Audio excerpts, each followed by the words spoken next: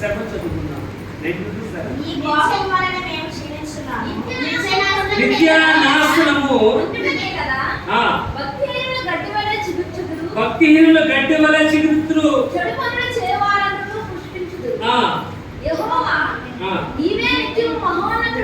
యెహోవా నీవే నిత్యము రాయబడి నిత్య నాశనము నొందుట కదా రాయబడుతుంది.